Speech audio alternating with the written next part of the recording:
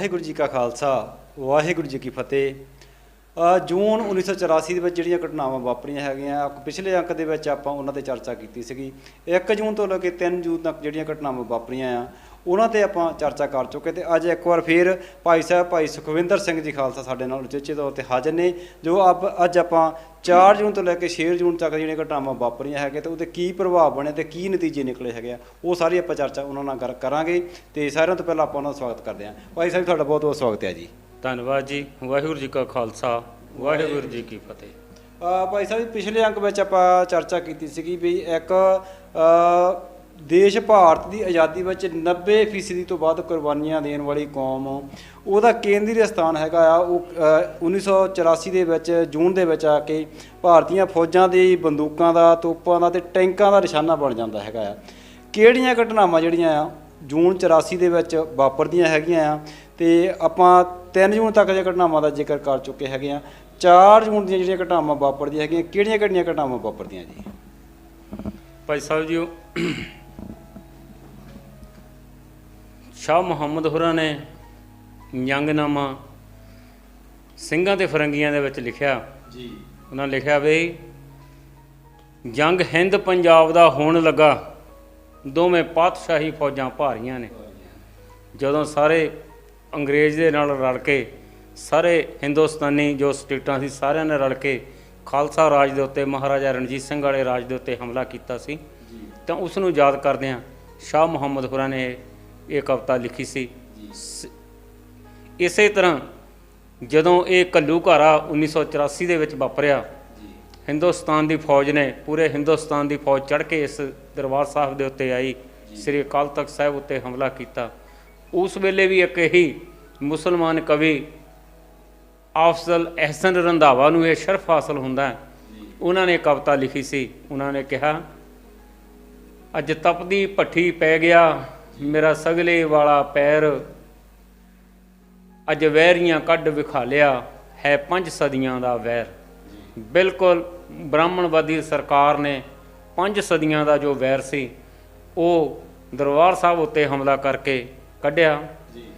ਇਹ ਇੱਕ ਗਿਣੀ ਮਿਥੀ ਸਾਜ਼ਿਸ਼ ਸੀ, ਜਿਵੇਂ ਕਿ ਆਪਾਂ ਪਿਛਲੇ ਐਪੀਸੋਡ ਵਿੱਚ ਵੀ ਗੱਲ ਕੀਤੀ ਹੈ ਕਿ ਇਹ ਸਿੱਖਾਂ ਨੂੰ ਇੱਕ ਸਬਕ ਸਿਖਾ ਦੇਣ ਵਾਲੀ ਇਹ ਕਾਰਵਾਈ ਸੀ ਭਾਰਤ ਸਰਕਾਰ ਵੱਲੋਂ, ਜੋ ਬ੍ਰਾਹਮਣਵਾਦੀ ਸਰਕਾਰ ਹੈ ਉਸ ਦੇ ਵੱਲੋਂ ਇਹ ਕੀਤੀ ਗਈ ਸੀ। 3 ਜੂਨ ਵਾਲੇ ਦਿਨ ਜਿਵੇਂ ਆਪਾਂ ਗੱਲ ਕੀਤੀ ਸੀ ਕਿ ਕੋਈ ਗੋਲੀਬਾਰੀ ਨਹੀਂ ਹੋਈ। ਦਰਅਸਲ ਫੌਜ ਦਾ ਮੁਖੀ ਜਨਰਲ ਬਰਾੜ, ਕੁਲਦੀਪ ਸਿੰਘ ਬਰਾੜ ਅਤੇ ਹੋਰ ਜੋ ਫੌਜ ਮੁਖੀ, ਉਹ ਸਾਰੇ ਜਣੇ ਰਲ ਕੇ ਇਸ ਹਮਲੇ ਦੀ ਪੂਰਾ ਦਿਨ ਵਿਉਂਤਬੰਦੀ ਕਰਦੇ ਰਹੇ, ਵੱਖ-ਵੱਖ ਏਜੰਸੀਆਂ ਤੋਂ ਖੁਫੀਆ ਰਿਪੋਰਟਾਂ ਪ੍ਰਾਪਤ ਕਰਦੇ ਰਹੇ, ਅਤੇ ਇਹ ਅੰਦਾਜ਼ਾ ਲਾਉਣ ਵਾਸਤੇ ਅਤੇ ਆਪਣੇ ਹਮਲੇ ਦੀ ਰੂਪਰੇਖਾ ਤਿਆਰ ਕਰਨ ਵਿੱਚ ਉਹਨਾਂ ਨੇ ਪੂਰਾ ਦਿਨ ਗੁਜ਼ਾਰੀ ਕਿ ਆਪਾਂ ਕਿਸ ਤਰ੍ਹਾਂ ਸ੍ਰੀ ਅਕਾਲ ਤਖਤ ਸਾਹਿਬ ਦੇ ਉੱਤੇ ਹਮਲਾ ਕਰਨਾ ਹੈ, ਸ੍ਰੀ ਦਰਬਾਰ ਸਾਹਿਬ ਦੇ ਉੱਤੇ ਹਮਲਾ ਕਰਨਾ ਹੈ। ਅਤੇ 4 ਜੂਨ ਨੂੰ ਦਿਨ ਚੜ੍ਹਦੇ ਸਾਰ ਹੀ ਉਹਨਾਂ ਨੇ ਇਹ ਧਾਵਾ ਬੋਲ ਦਿੱਤਾ। ਦਰਬਾਰ ਸਾਹਿਬ ਦੇ ਉੱਤੇ ਉਹਨਾਂ ਨੇ ਗੋਲੀਬਾਰੀ ਕੀਤੀ। ਹੋਰ ਜੋ ਆਲੇ ਦੁਆਲੇ ਬੁੰਗੇ ਸੀ ਉਹਨਾਂ ਦੇ ਉੱਤੇ ਤੋਪਾਂ ਦੇ ਗੋਲੇ ਮਾਰ ਕੇ ਉਹਨਾਂ 'ਤੇ ਮੋਰਚੇ ਉਡਾ ਦਿੱਤੇ, ਪਾਣੀ ਵਾਲੀ ਟੈਂਕੀ ਉਡਾ ਦਿੱਤੀ। ਅਤੇ ਇਸੇ ਤਰ੍ਹਾਂ ਉਹਨਾਂ ਨੇ ਪੂਰਾ ਦਿਨ, ਪੂਰੀ ਫੌਜ ਨੇ ਇੱਕ ਘਮਸਾਨ ਮਚਾਈ ਰੱਖਿਆ, ਦਰਬਾਰ ਸਾਹਿਬ ਉੱਤੇ ਹਮਲਾ ਕੀਤਾ, ਤਾਂ ਕਿ ਸਿੱਖਾਂ ਨੂੰ, ਜੋ ਸਿੱਖ ਯੋਧੇ ਜੋ ਦਰਬਾਰ ਸਾਹਿਬ ਦੇ ਵਿੱਚ ਬੈਠੇ ਸਨ ਜਾਂ ਸ੍ਰੀ ਅਕਾਲ ਤਖਤ ਸਾਹਿਬ ਉੱਤੇ ਮੌਜੂਦ ਸਨ, ਕਿ ਉਹਨਾਂ ਨੂੰ ਮਜਬੂਰ ਕਰ ਦਿੱਤਾ ਜਾਵੇ ਕਿ ਉਹ ਜਿੰਨੀ ਛੇਤੀ ਹੋ ਸਕਦਾ ਉਹ ਉਹਨਾਂ ਦੇ ਕੋਲ ਆ ਕੇ ਆਤਮ ਸਮਰਪਣ ਕਰ ਦੇਣ ਜਾਂ ਉਹਨਾਂ ਨੂੰ ਖਤਮ ਕਰ ਦਿੱਤਾ ਜਾਵੇ। ਜਦੋਂ ਜੰਗ ਹੁੰਦੀ ਹੈ, ਦੋਵੇਂ ਪਾਸੇ ਜਰਨੈਲ ਹੁੰਦੇ ਆ, ਯੋਧੇ ਹੁੰਦੇ ਹੈਗੇ ਆ। ਜਦੋਂ ਆਪਾਂ ਜੂਨ 84 ਦੀ ਗੱਲ ਕਰਦੇ ਹੈਗੇ ਆ, ਤਾਂ ਜਿਹੜੀ ਦਰਬਾਰ ਸਾਹਿਬ ਦੀ ਅਜ਼ਮਤ ਦੀ ਰਾਖੀ ਵਾਸਤੇ ਸੰਤ ਜਰਨੈਲ ਸਿੰਘ ਖਾਲਸਾ ਭਿੰਡਰਾਂ ਵਾਲੇ, ਭਾਈ ਅਮਰੀਕ ਸਿੰਘ, ਬਾਬਾ ਠਾਰਾ ਸਿੰਘ ਔਰ ਜਨਰਲ ਸਵੇਗ ਸਿੰਘ, ਇਹ ਇੱਧਰੋਂ ਲੜਦੇ ਹੈਗੇ ਆ, ਅਤੇ ਨਾਲ ਹੋਰ ਜਥੇਬੰਦੀਆਂ ਹੈਗੀਆਂ।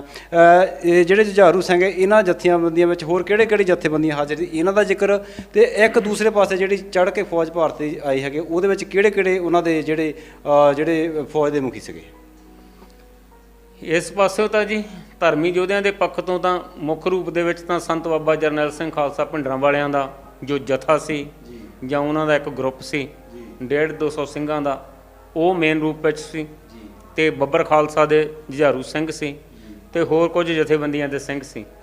ਮੁੱਖ ਰੂਪ ਦੇ ਵਿੱਚ ਇਹੀ ਸੀ ਜਿਨ੍ਹਾਂ ਦੀ ਕਿ ਟ੍ਰੇਨਿੰਗ ਜਨਰਲ ਸ਼ਵੇਕ ਸਿੰਘ ਹੋਰਾਂ ਦੇ ਰਾਹੀਂ ਕੀਤੀ ਗਈ ਸੀਗੀ।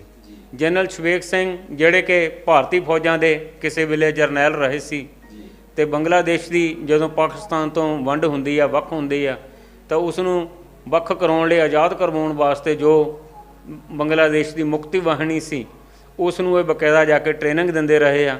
ਇਹ ਪੂਰਾ ਜੋ ਛਾਪਾ ਮਾਰੂ ਜੰਗ ਆ ਉਸ ਦੇ ਪੂਰੇ ਜਾਣਕਾਰ ਸੀ ਤੇ ਉਸੇ ਤਰ੍ਹਾਂ ਹੀ ਇਹਨਾਂ ਨੇ ਫਿਰ ਆ ਕੇ ਇਹਨਾਂ ਸਿੱਖ ਯੋਧਿਆਂ ਨੂੰ ਇਹ ਜਾਣਕਾਰੀ ਦਿੱਤੀ, ਟ੍ਰੇਨਡ ਕੀਤਾ ਤਾਂ ਕਿ ਜੋ ਵੀ ਭਾਰਤੀ ਫੌਜਾਂ ਜੇ ਚੜ੍ਹ ਕੇ ਆਉਂਦੀਆਂ ਆ ਤਾਂ ਉਹਨਾਂ ਦਾ ਮੁਕਾਬਲਾ ਕੀਤਾ ਜਾ ਸਕੇ।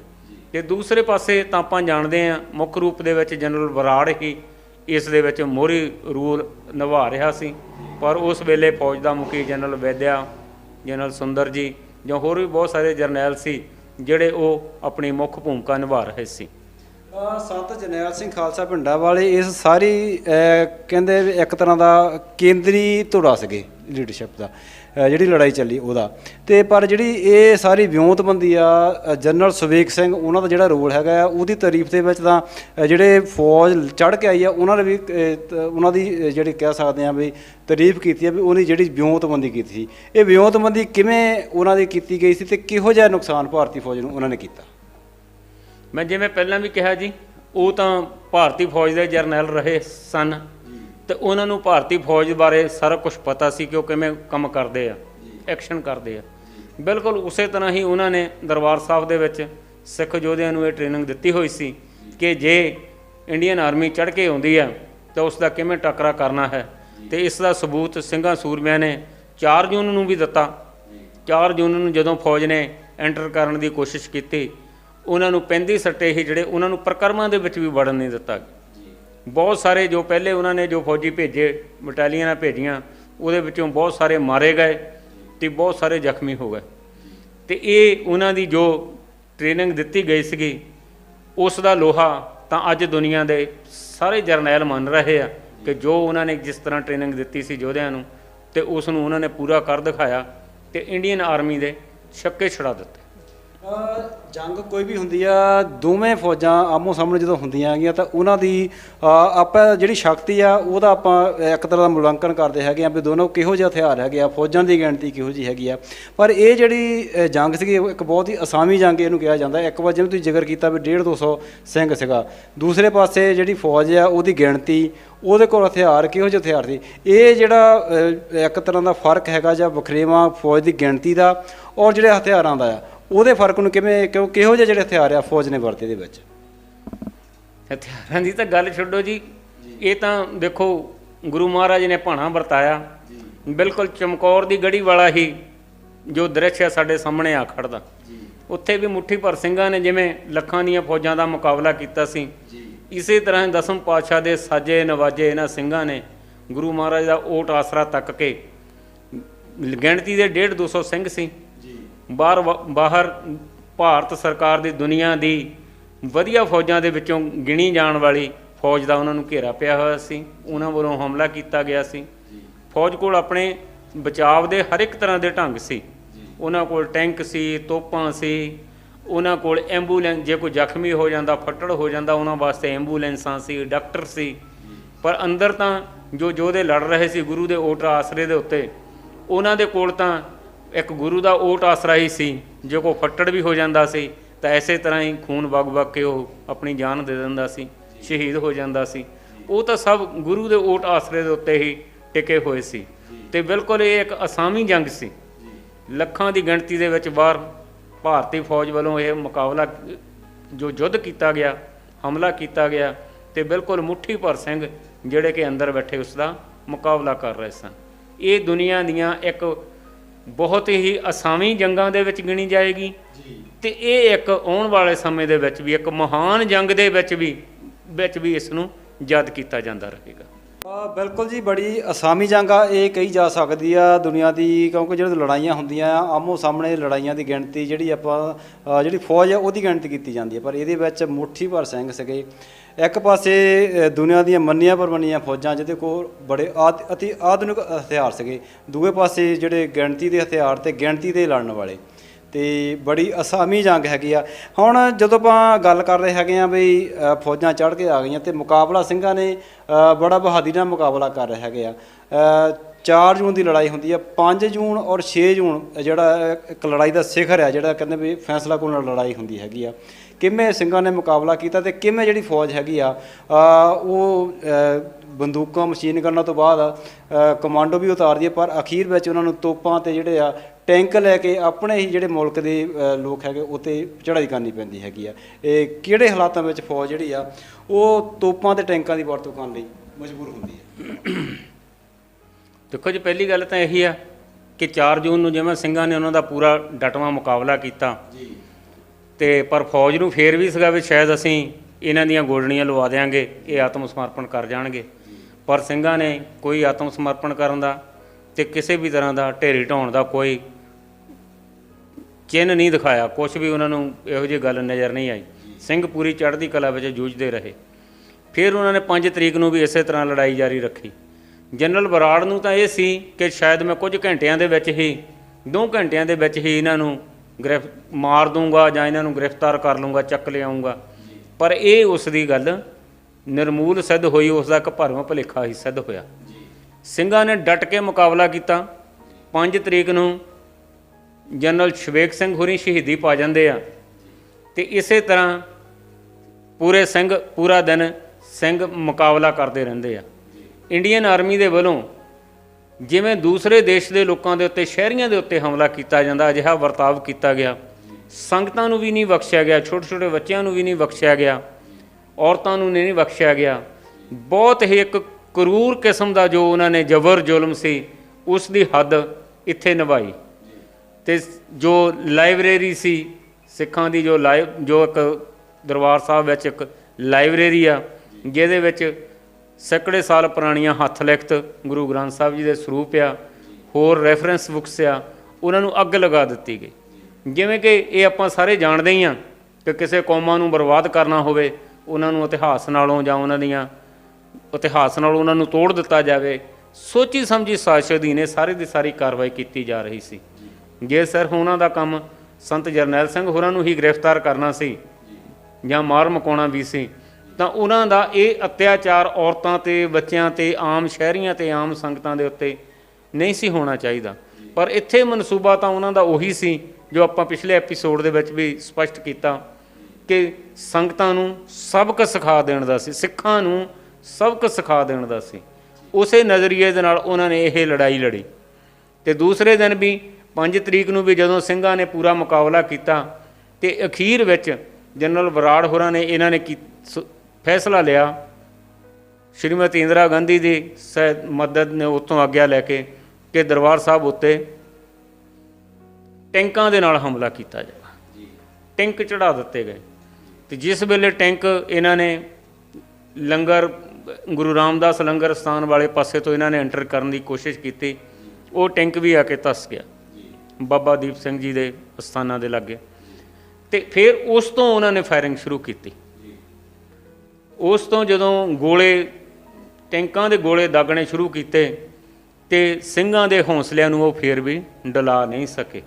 ਉਸ ਤੋਂ ਬਾਅਦ ਫਿਰ 6 ਜੂਨ ਵਾਲੇ ਦਿਨ ਸਵੇਰ ਨੂੰ ਸੰਤ ਬਾਬਾ ਜਰਨੈਲ ਸਿੰਘ ਹੋਰਾਂ ਨੇ ਇਹ ਆਪਣੇ ਸਿੰਘਾਂ ਦੇ ਨਾਲ ਵਿਚਾਰ ਵਟਾਂਦਰਾ ਕਰਕੇ ਵਚਨ ਸਾਂਝੇ ਕੀਤੇ ਕਿ ਹੁਣ ਸ਼ਹੀਦੀਆਂ ਪਾਉਣ ਦਾ ਸਮਾਂ ਆ ਚੁੱਕਾ।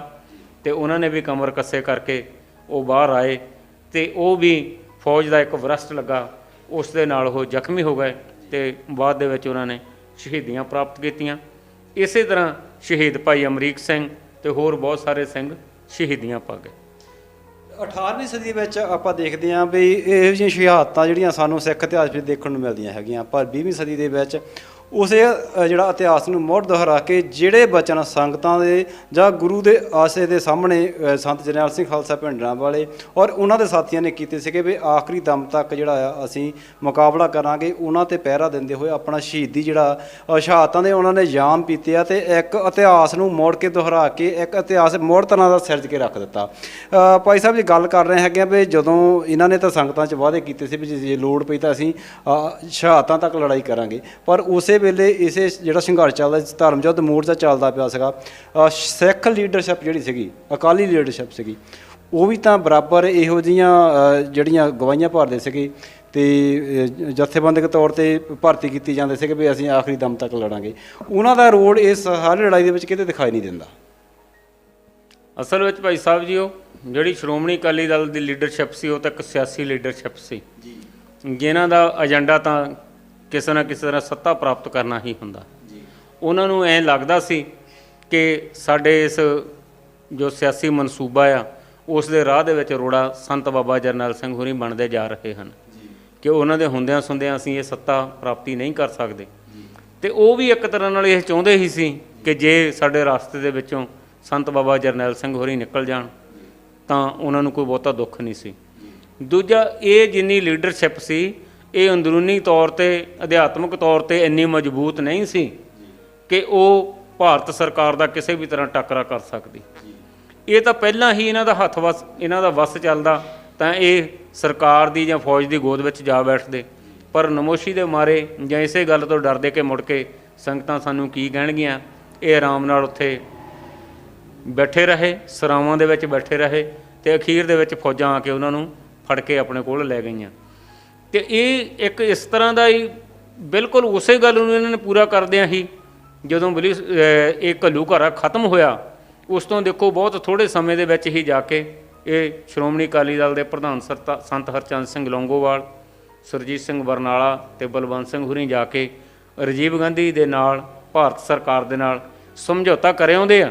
ਜੋ ਧਰਮ ਯੁੱਧ ਮੋਰਚੇ ਦੇ ਵਿੱਚ ਜਿਹੜੀਆਂ ਇਹਨਾਂ ਨੇ ਸ਼ਰਤਾਂ ਰੱਖੀਆਂ ਸੀ ਉਹਨਾਂ ਨੂੰ ਵੀ ਇਹ ਤਲਾਂਜਲੀ ਦੇ ਆਉਂਦੇ ਆ, ਉਹਨਾਂ ਨੂੰ ਵੀ ਛੱਡ ਦਿੰਦੇ ਆ। ਤੇ ਜੋ ਦਰਬਾਰ ਸਾਹਿਬ ਉੱਤੇ ਹਮਲਾ ਹੁੰਦਾ ਉਸ ਵੀ ਗੱਲਾਂ ਨੂੰ ਭੁੱਲ ਭੁਲਾ ਜਾਂਦੇ ਆ ਤੇ ਇਹ ਕੁਝ ਕੁ ਸ਼ਰਤਾਂ ਦੇ ਉੱਤੇ ਰੱਖ ਕੇ ਉਸ ਦੇ ਨਾਲ ਸਮਝੌਤਾ ਕਰ ਆਉਂਦੇ ਆ। ਇਸ ਤੋਂ ਇਹ ਆਪਾਂ ਜ਼ਾਹਰ ਹੁੰਦਾ ਆ ਕਿ ਇਹਨਾਂ ਲੋਕਾਂ ਦਾ ਇਰਾਦਾ ਕੋਈ ਭਾਰਤ ਸਰਕਾਰ ਦੇ ਨਾਲ ਲੜਨ ਦਾ ਨਹੀਂ ਸੀ। ਇਹਨਾਂ ਦਾ ਤਾਂ ਇੱਕ ਆਪਣਾ ਸਿਆਸੀ ਮਨਸੂਬਾ ਸੀ ਵੀ ਕਿਸੇ ਤਰ੍ਹਾਂ ਸੱਤਾ ਪ੍ਰਾਪਤੀ ਕੀਤੀ ਜਾ ਸਕੇ ਤੇ ਉਹ ਸਾਡੇ ਸਾਹਮਣੇ ਹੀ ਹੈ। ਬਿਲਕੁਲ, ਜਿਹੜੀ 1984 ਦੇ ਵਿੱਚ 1 ਜੂਨ ਤੋਂ ਲੈ ਕੇ 6 ਜੂਨ ਤੱਕ ਲੜਾਈ ਹੁੰਦੀ ਹੈਗੀ ਆ। ਸਿੱਖ ਯੋਧੇ ਆ ਜਿਨ੍ਹਾਂ ਨੇ ਵਾਅਦੇ ਕੀਤੇ ਸੀ ਗੁਰੂ ਦੀ ਹਾਜ਼ਰੀ ਵਿੱਚ, ਸੰਗਤਾਂ ਦੇ ਵਿੱਚ, ਉਹਨਾਂ ਨੇ ਸ਼ਹਾਦਤਾਂ ਦੇ ਜਾਮ ਪੀਤੇ ਹੈਗੇ ਆ। ਇੱਕ ਇਤਿਹਾਸ ਜਿਹੜਾ ਮੁੜ ਕੇ ਸਿਰਜਿਆ ਹੈਗਾ। ਭਾਈ ਸਾਹਿਬ ਜੀ, ਆਪਾਂ ਇੱਥੇ ਹੁਣ ਜ਼ਿਕਰ ਕਰ ਚੁੱਕੇ ਆ ਵੀ ਸਿੱਖ ਰੈਫਰੈਂਸ ਲਾਇਬ੍ਰੇਰੀ ਆ, ਕੇਂਦਰੀ ਲਾਇਬ੍ਰੇਰੀ ਹੈਗੀ ਆ। ਬਹੁਤ ਸਾਰਾ ਜਿਹੜਾ ਸਿੱਖਾਂ ਦਾ ਤੋਸ਼ਖਾਨੇ ਦਾ ਸੀਗਾ, ਉੱਥੋਂ ਮਾਲ ਲੁੱਟਿਆ ਜਾਂਦਾ ਹੈਗਾ। ਬਹੁਤ ਜਿਹੜਾ ਨੁਕਸਾਨ ਸਿੱਖ ਕੌਮ ਨੂੰ ਸਹਿਣਾ ਪਿਆ। ਦਰਬਾਰ ਸਾਹਿਬ ਦੇ ਨਾਲ, ਅਕਾਲ ਤਖਤ ਸਾਹਿਬ ਦੇ ਨਾਲ ਹੋਰ ਕਰੀਬ 50 ਤੇ 60 ਕਰੀਬ ਦੇ ਜਿਹੜੇ ਗੁਰਦੁਆਰਾ ਸਾਹਿਬ ਆ ਉਹਨਾਂ 'ਤੇ ਵੀ ਚੜ੍ਹਾਈ ਫੌਜ ਵੱਲੋਂ ਕੀਤੀ ਜਾਂਦੀ ਹੈਗੀ ਆ। ਇਹ ਸਾਰਾ ਕੁਝ ਅਸਲ ਦੇ ਵਿੱਚ ਕੀ ਸਿੱਧ ਕਰਨਾ ਚਾਹੁੰਦਾ ਹੈ, ਕਿ ਕੀ ਸੰਦੇਸ਼ ਕੀ ਦੇਣਾ ਚਾਹੁੰਦੇ ਆ? ਇੱਕ ਪਾਸੇ ਤਾਂ ਕਹਿ ਰਹੇ ਵੀ ਸੰਤ ਜਰਨੈਲ ਸਿੰਘ ਖਾਲਸਾ ਤੇ ਉਹਦੇ ਸਾਥੀਆਂ ਨੂੰ ਅਸੀਂ ਗ੍ਰਿਫਤਾਰ ਕਰਨਾ, ਉਹ ਜਿਹੜਾ ਮੁੱਖ ਏਜੰਡਾ ਆ ਇਸ ਹਮਲੇ ਦਾ ਦੱਸਿਆ ਜਾਂਦਾ ਹੈ, ਪਰ ਬਾਕੀ ਦੇ ਜਿਹੜੇ 40 ਜਾਂ 50 ਗੁਰਦੁਆਰਾ ਸਾਹਿਬ ਸੀ ਉਹਦੇ 'ਤੇ ਅਟੈਕ ਕਰਕੇ ਇਹ ਕੀ ਇਸ਼ਾਰਾ ਦਿੱਤਾ ਜਾਂਦਾ ਹੈ?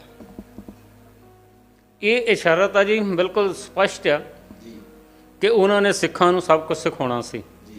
ਕਿ ਜੇ ਇਹੀ ਗੱਲ ਸੀ ਕਿ ਉਹਨਾਂ ਨੇ ਸਿਰਫ ਸੰਤ ਬਾਬਾ ਜਰਨੈਲ ਸਿੰਘ ਖਾਲਸਾ ਹੋਰਾਂ ਨੂੰ ਫੜਨਾ ਹੈ ਜਾਂ ਮਾਰਨਾ ਹੈ, ਤਾਂ ਸਪਸ਼ਟ ਦੇਖਦੇ ਹਾਂ ਕਿ ਉਹਨਾਂ ਦਾ ਉਹ ਦਰਬਾਰ ਸਾਹਿਬ ਉੱਤੇ ਉਹਨਾਂ ਦਾ ਕੀਤਾ ਹਮਲਾ ਸਪਸ਼ਟ ਨਜ਼ਰ ਆਉਂਦਾ ਆ।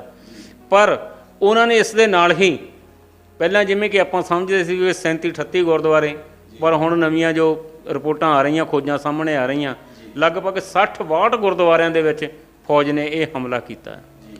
ਇਸ ਦਾ ਮਤਲਬ ਤਾਂ ਉਹਨਾਂ ਦਾ ਫਿਰ ਉਹੀ ਗੱਲ ਆ ਕਿ ਇਹ ਸਿੱਖਾਂ ਨੂੰ ਸਬਕ ਸਿਖਾਉਣਾ ਸੀ ਕਿ ਕਿਸੇ ਨਾ ਕਿਸੇ ਤਰ੍ਹਾਂ ਇਹਨਾਂ ਦੇ ਉੱਤੇ ਐਡਾ ਭਾਰੀ ਤਸ਼ੱਦਦ ਕੀਤਾ ਜਾਵੇ, ਸਰੀਰਕ ਤੌਰ 'ਤੇ, ਮਾਨਸਿਕ ਤੌਰ ਦੇ ਉੱਤੇ ਇਹਨਾਂ ਨੂੰ ਬਿਲਕੁਲ ਇਸ ਤਰ੍ਹਾਂ ਮਹਿਸੂਸ ਕਰ, ਦਹਿਸ਼ਤ ਇਹਨਾਂ ਦੇ ਮਨਾਂ ਦੇ ਵਿੱਚ ਪਾ ਦਿੱਤੀ ਜਾਵੇ ਕਿ ਅਸੀਂ ਕਿਸ ਹੱਦ ਤੱਕ ਜਾ ਸਕਦੇ ਹਾਂ।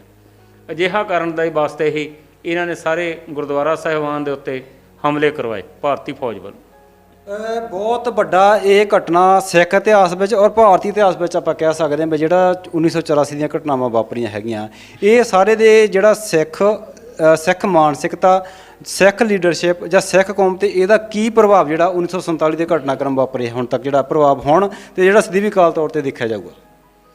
ਇਹ ਜੋ ਸਰਕਾਰ ਵੱਲੋਂ ਜੀ ਜੋ ਹਮਲਾ ਕੀਤਾ ਗਿਆ ਸ੍ਰੀ ਦਰਬਾਰ ਸਾਹਿਬ ਦੇ ਉੱਤੇ, ਸ੍ਰੀ ਅਕਾਲ ਤਖਤ ਸਾਹਿਬ ਦੇ ਉੱਤੇ, ਇਸ ਦੇ ਨਾਲ ਸਿੱਖਾਂ ਦੇ ਮਨਾਂ ਨੂੰ ਬਿਲਕੁਲ ਬਲੁੰਦਰ ਕੇ ਰੱਖ ਦਿੱਤਾ ਗਿਆ।